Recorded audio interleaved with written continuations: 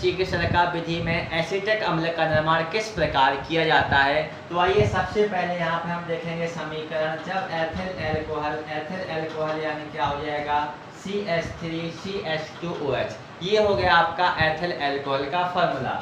जब ethyl alcohol का क्या किया जाता है ऑक्सीकरण, और ये जो ऑक्सीकरण होता है ये किसकी उपस्थिति में होता है, ये होता है हमारा माइकोडर्मा एसिटी बैक्टीरिया की उपस्थिति में होता है। माइकोडर्मा एसिटी बैक्टीरिया की उपस्थिति में जब एथिल एल्कोहल का क्या किया जाता है ऑक्सीकरण किया जाता है तो किसका निर्माण होता है CH3COOH यानी एसिटिक अम्ल का क्या होता है निर्माण होता है। और यहाँ पे साथ में क्या बन जाता है H2O यानी ये क्या बन गया आपका साथ में जल बन गया। तो किसका निर्माण होता है यहाँ पर आपका एसिटिक अम्ल का निर्माण होता है और साथ में क्या बन जाता है H2O यानी जल। तो यहाँ पे आपने देखा जब एथिल एल्कोहल का ऑक्सीकरण माइकोडर्मा एसिटी बैक्टीरिया की उपस्थिति में किया जाता है तो एसिटिक अम्ल का क्या होता है निर्माण होता है। तो ये आपका एसिटिक अम्ल बन गया। अब इसके बाद हम देखेंगे कि एसिटिक अम्ल में यहाँ पे आप देखेंगे एथिल एल्कोहल में से यहाँ से क्या निकल गया ये H2O निकल गया और बाकी का CH3C और ये ऑक्सीजन के यहाँ पर बीच में 2 O आ गए और ये बचा हुआ H आ गया। तो इस प्रकार आपने देखा कि किस प्रकार से एसिटिक अम्ल का यहाँ पर निर्माण हुआ है। अब हम इसी में देखेंगे जो आपका शीघ्रशर्करा विधि का सचित्र वर्णन होता है। तो यहाँ पे हम पढ़ेंगे आप सचित्र वर्णन किस प्रकार से होता है। तो देखिए ये आपके सामने रहा शीघ्रशर्करा विधि का डायग्राम। इसमें आप देख सकते हैं ये ऊपरी भाग हो जाएगा इसका और ये निचला भाग हो जाएगा। देखिए यहाँ पर लिखा हुआ है 7 छिद्रित तख्ता और ये 7 छिद्रित तख्ता यानी प्लेट।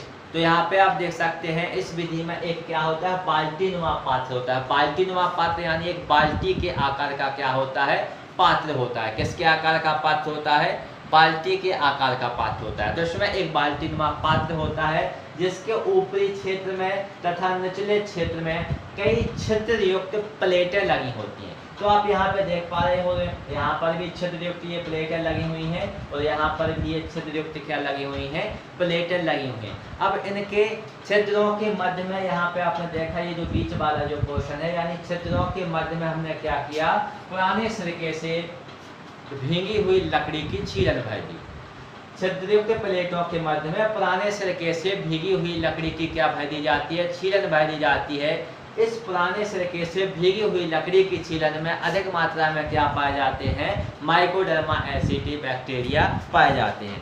अब इस छीलन के ऊपर से हम क्या कहते हैं 10 से 12% सांद्रता वाला जो तनु एथिल एल्कोहल होता है। यहाँ पे आप देख सकते हैं 10 से 12% सांद्रता वाले एल्कोहल के विलयन को लकड़ी की छीलन के ऊपर क्या किया जाता है धीरे धीरे गिराया जाता है तथा साथ में अब ये विलयन तो गिराते ही हम 10 से 12% सांद्रता का एथिल एल्कोहल का इसके साथ में किसको मिलाते जाते हैं अमोनियम सल्फेट या अमोनियम फास्फेट को भी मिलाते जाते हैं। किसको मिलाते जाते हैं अमोनियम सल्फेट या फिर अमोनियम फास्फेट को भी मिलाते हैं। ये जो अमोनियम सल्फेट या अमोनियम फास्फेट होता है इन जीवाणुओं के लिए इन बैक्टीरियाओं के लिए किसका कार्य करता है भोजन का कार्य करता है। अब नीचे के जो छिद्र हैं ये जो आप देख सकते हैं ये आपको छिद्र दिखाई दे रहे हैं। इन छिद्रों के माध्यम से हम इसमें क्या भेजते हैं वायु भेजते हैं। किसको भेजा जाता है वायु को भेजा जाता है। जैसे ही वायु भेजी जाती है या वायु प्रवाहित की जाती है